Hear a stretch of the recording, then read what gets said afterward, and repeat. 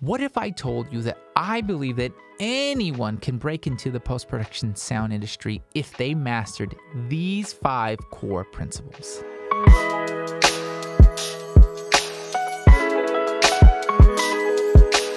Hey friends, welcome back to Mastering Post-Production Sound. My name is Joel Catalan. I am a sound re-recording mixer and supervising sound editor. I've been part of the post-production sound industry for the past 16 years, and I'm here to help you navigate the sometimes murky waters of the post-production sound industry. For the past 16 years, as I've navigated the post-production sound industry, I discovered through the ups and downs that I had been learning these principles that I didn't really know what they were until I actually sat down to write them. And this is maybe the beginning of this last year where I said, you know what, I'm going to put together my thoughts to help somebody, to help you get into the post-production sound industry. But what does it really take? Now, we all know that you have to be good at what you do. So if you want to break into the industry and you don't know how to edit audio, you're going to have to learn. What does that look like? Well, it looks like getting a copy of Pro Tools, learning how to import audio. Maybe you record some sounds on your iPhone, you airdrop it to your computer, bring it into Pro Tools, learn how to, splice it, edit it, move it around, copy, paste, put fades on. You got to learn those things, right? That's kind of part of it, right? So you're not going to jump and leap all the way to the front of the class without learning how to edit. It's just part of it. Or even mix.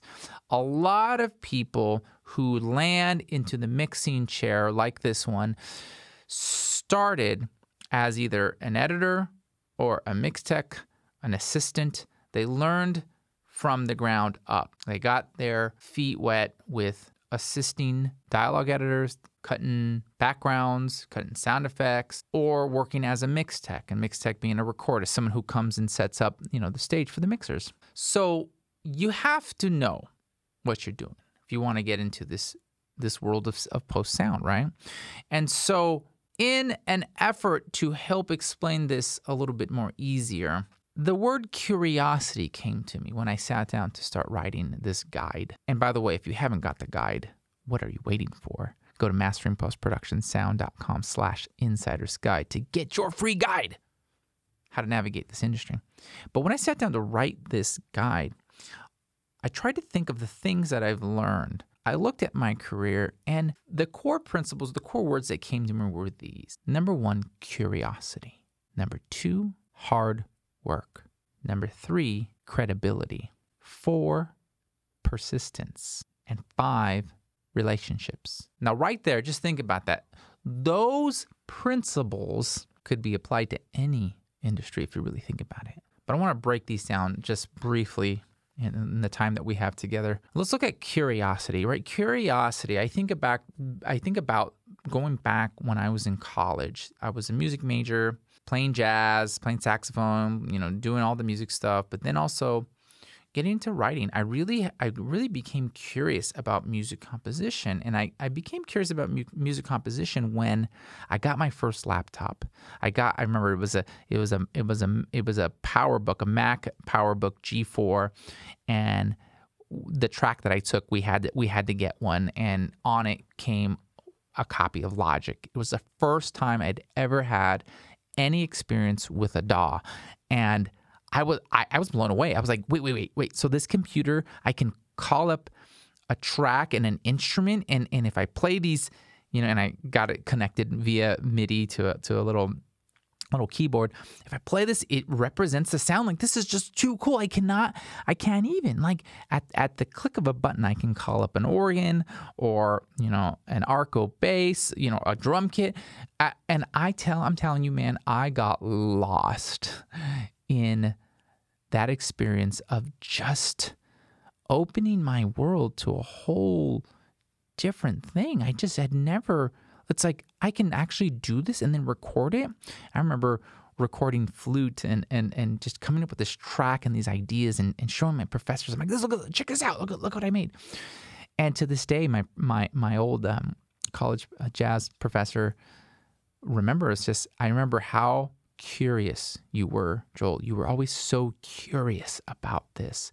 I recall even before going to that university, I was in a recording session, and the great late Sammy Nestico, we were part of this young artist series where we got to meet Sammy and play his charts.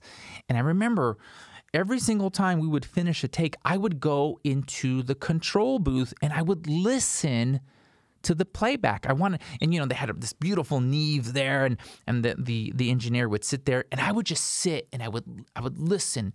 And my jazz professor, I remember he says, I remember you would always come in, you would always listen. So there was this curiosity that was inside me because I wanted to know.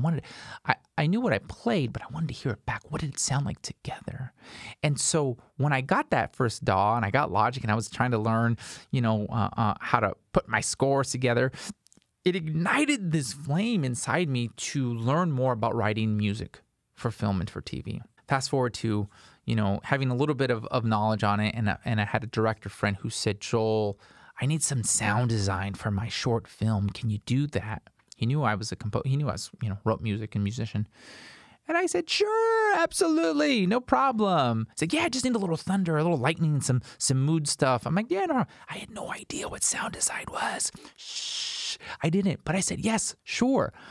The curiosity of like, wait, this has got to be easy, because it's sound design is like music composition with sounds, right? So I know how to do that. I know how to compose music. How hard and difficult could it be to arrange pieces of audio to create something different? And so again, the curiosity was at work in me very young in my career. And it was that curiosity that propelled me into the post-production sound world. I always tell people that this career fell in my lap. Like, I didn't go to audio school. I didn't say, hey, I'm going to go and learn about, film and sound. I took one beginning recording class in college because I had to. It was part of the commercial music track I was part of. And I learned. I didn't, because I was writing scores at the time, I didn't want to pay somebody to mix my scores. So I learned. I just watched videos. I asked questions. I spent what felt like thousands of hours trying to learn. And I don't know what the math is on thousands of hours, but it was a lot of hours, okay, in college. And I'll never forget, my wife bought me my first M-Box. It was like, oh, what? And it was just like, I just got lost. I got lost in Pro Tools, because I was just learning. So the curiosity fueled the learning. And so when I think about these core principles that I've learned over the last 16 years, curiosity has the ability to propel learning. And curiosity, when it's ignited, right, you stoke the flame of curiosity, sky's the limit, because that fuels what's going on inside our brain, what we pick up, what we learn. And so I think about my early journey. I was curious about music, and I was curious about what it sounded like after it was recorded and when it played back in a control room. And then when I got this laptop, that if I hooked it up to this thing, it would play the sounds back, and I can change the sounds and I can manipulate the sounds. And then, I can get, a software that takes the audio clips of thunder and cars and different things and layer these different sounds, and then I can pitch them, and then I can add EQ, and then I can mix automation and use levels, and then I can use panning. It was curiosity. Curiosity fueled this passion that I have for sound. And so I find myself very fortunate, and I think you are very fortunate as well, because you probably went through a time where you were curious, and that curiosity fueled the learning, which ignited the passion and the dream, and you are where you are now. And so curiosity, it's got a very special place in my heart. I always remind people that you need to stay curious, because that curiosity is going to stay with you throughout your career. It's going to continue to propel you to learn more and more and more, even as technologies advance. When Dolby Atmos came out, I was terrified of it, right? But I had to remember, stay curious. You got to You got to look into it. It's like, I wonder what, what's the big deal about this? And until I got my hands on it, right, I was terrified of it. Now it's my favorite format to mix. So that's curiosity. Curiosity is what fuels our learning. You have to remain curious if you want to break into this industry. So number 2, work, right? Work, and really hard work. This is really, hard work. It's not really one word. It's 2 words, hard work. We all have to go through a hard work phase. And what that means is in any kind of trade and any kind of work you do, you got to put in the work. You think about an athlete. An athlete doesn't just go from playing basketball in his backyard to wanting to one day break into the NBA without putting in hard work. You look at Major League Baseball players, the hard work they put in there, tennis players, golf players, any kind of athlete, there is a tremendous amount of hard work that they have to put in to achieve that goal. So for those of us who are in the post-production sound industry now, we put in a tremendous amount of hard work into our craft. The curiosity fueled it, and then the hard work got us to where we are now. What does hard work look like for a sound editor, for a mixer? Well, it looks a lot like late nights. It looks a lot like taking a lot of free gigs or low pay. I'm telling you, when I said I want to do this, I answered every Craigslist ad for low, no pay, demos, short films, long feature films, trailers, whatever. I just tried to get my name out there so I could try to do the work. You think about this. I've heard so many success stories of people who said, you know what? I just really believe in what I'm doing, and I just want to give you this. Like, can I just, photograph your products so to show you that I'm a good photographer? I'll do it for free. That was kind of essentially what I was doing. I was like, I'll do it for free, no problem. Here's this. And at the time, I was still doing music too, so I was kind of like a one-stop shop. So I would, hey, I'd score it and I'd mix it. I look back at some of those projects that I did, and I was just like, oh my God, I had no idea what I was doing, And it's just funny, it's hilarious. But I worked hard at it.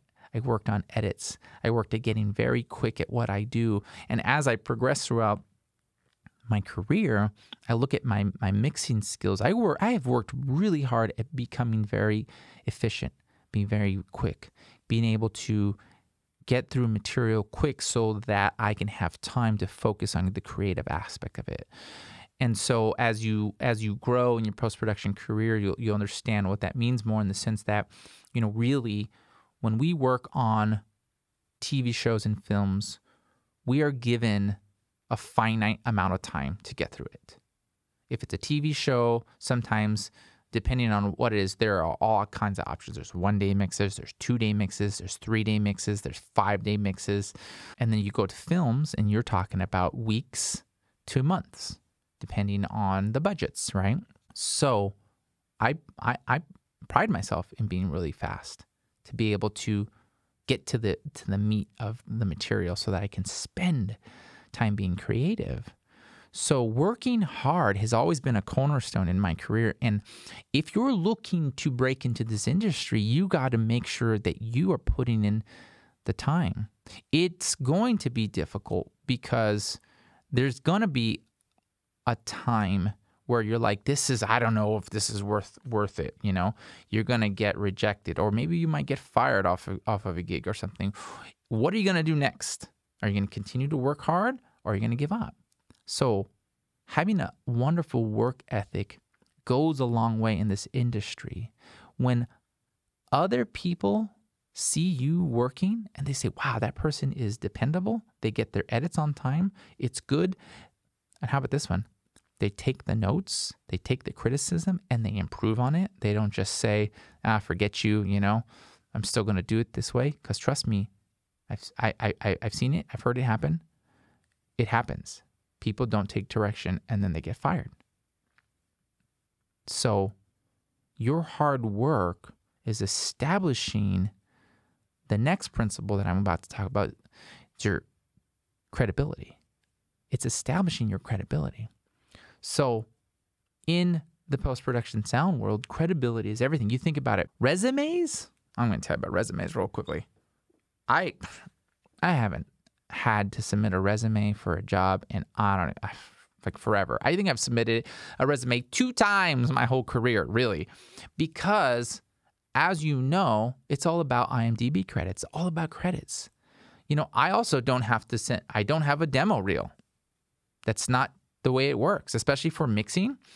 I don't.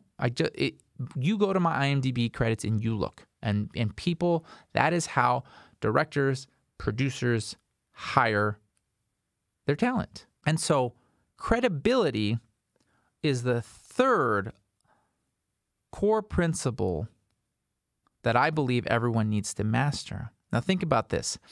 You're trying to break in and you're just like, I can't get a show to give me a good credit. How in the world is this?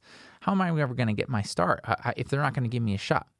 Trust me, I'm telling you right now, that's exactly my story. That was me. I remember coming to the realization that, oh, wait a second. So in order for me to get like a TV show or a higher profile project, I need to have credits, but I don't have any credits. So how am I going to get credits to get more credits?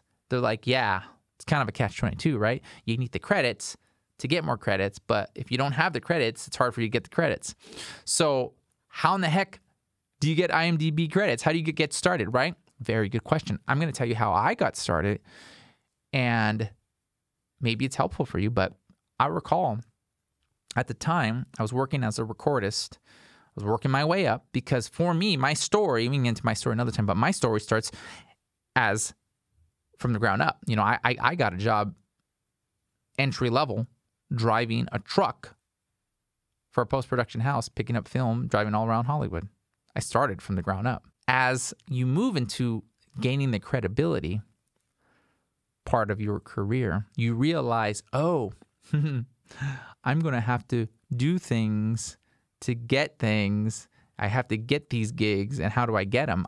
Fortunately for me, I did a really good job as a sound recordist. And, you know, sound recordists, for those that don't know, are the recordists for the mix stages who set up the stages for the mixers. They import the Pro Tools sessions. They make sure the speakers are tuned and the stage is SPL'd at the right levels, so that basically anything that happens, you take care of. And so because I showed up consistently and I worked hard and had a good attitude, those mixers said, hey, this guy Joel, he's okay. And when the opportunity came to become a mixer at a facility, they did that because they said, wait, this guy is a hard worker. He's got good work ethic, good social skills, which is a whole nother thing to have. And he's reliable.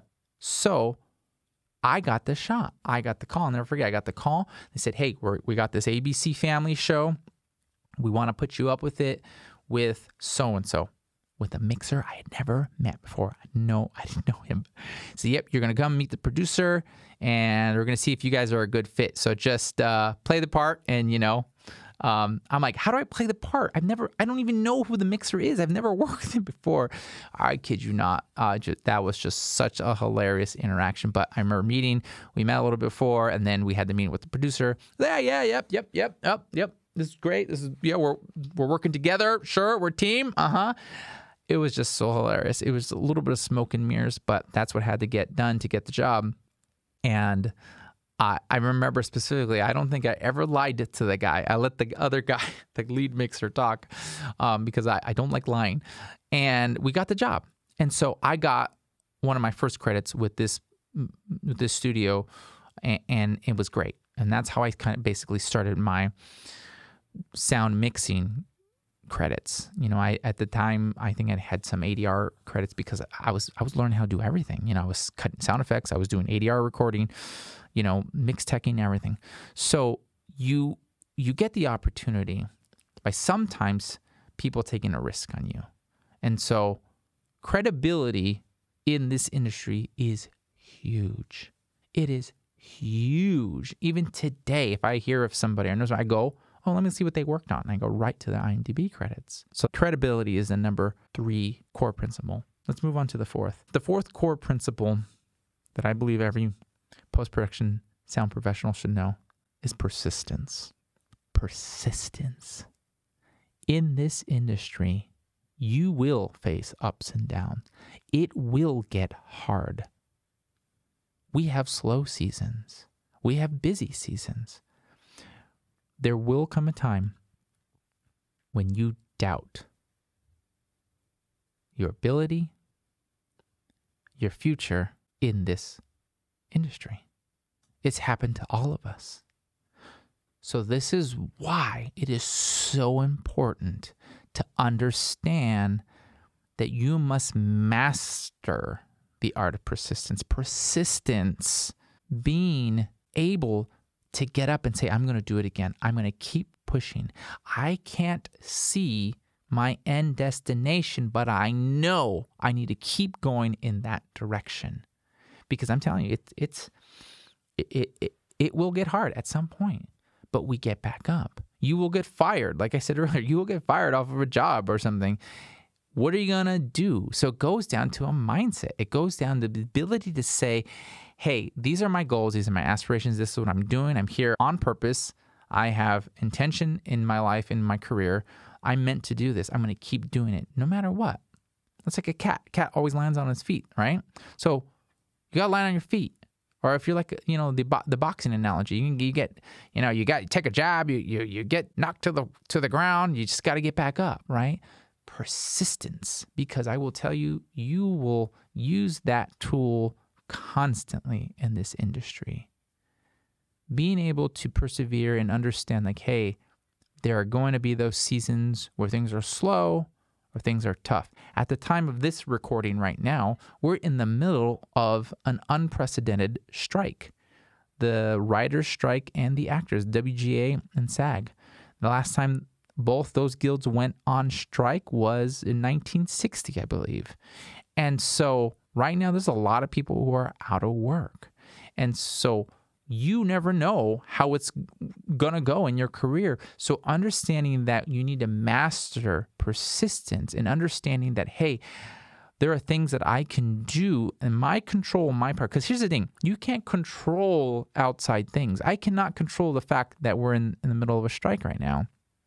But what I can control is my mind, the way I perceive it, the way I think about it.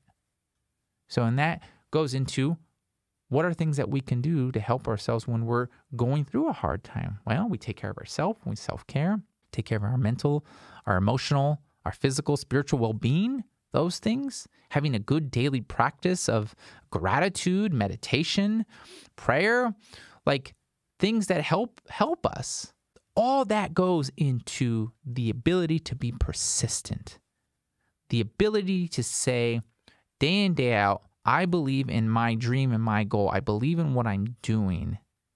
And today I'm going to get up and I'm going to take, even if it's just one step towards that goal. Persistence. Stay persistent. And the fifth and final core value that I believe every post-production sound professional should master is relationships. In this industry, it is all about who you know and who knows you. Relationships have built Hollywood. Hollywood lives on this stuff. Think about this. It's the reason why directors like James Mangold use the same sound crew consistently over all his projects. It's because he's built relationships, loyal relationships with his sound crews. And this goes the same with like directors like Chris Nolan, using his sound crews all the time, the people that he works. Relationships are everything. And so we must master the art of creating relationships. And when I say that, I mean authentic relationships, because it's very easy for us to reach out to people on LinkedIn, on social medias. Hey, I'm an aspiring so-and-so. Will you help me? Hey, will you take my resume? I get it. Because there is an aspect of hustle that you have to have. But let me tell you how many times I get messages from people that I do not know asking for jobs, asking me to listen to the material or to read their resume without introducing themselves and creating some kind of banter back and forth over an extended period of time. Like, you just can't slip into their DMs and say, hey, you know, I'm so-and-so and I want a job. It doesn't work like that. However, I will tell you that the people that I've connected with online who have told me, hey, I really like what you're doing, or hey, I admire your work. It's some of my favorite stuff that I enjoy watching. Thank you. Just wanted to say hello. Oh my gosh, that goes a long way. Have you tried that recently? Have you tried reaching out to the people that you want to work with and just letting them know that you're a huge fan of their work? You want to make an impact? Do that. Start with that. Start by saying, hey, big time Hollywood mixer, I am a huge fan of your work. And I love what you did with this, and that. And by the way, I'm also an aspiring sound professional. And I would love to one day, my goal is to work with you. But I just wanted to say hello and let you know how much your work matters. You want to talk about increasing your chances by 1,000% of getting a response from that person? Boom. Right there. Flattery. I can't even say it. Flatter them. Okay? With a little bit of flattery. That's going to go a long way. And so when I talk about relationships are everything.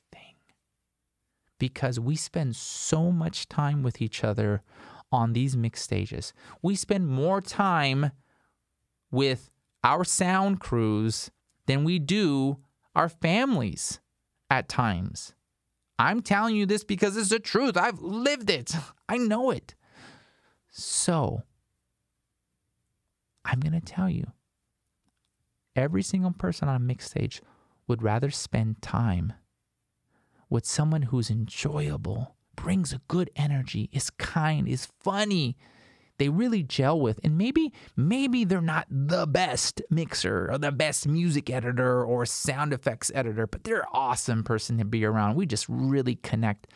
We're going to always want to spend time with that person than somebody who may be way faster or better, but is just mean, grouchy, jerk.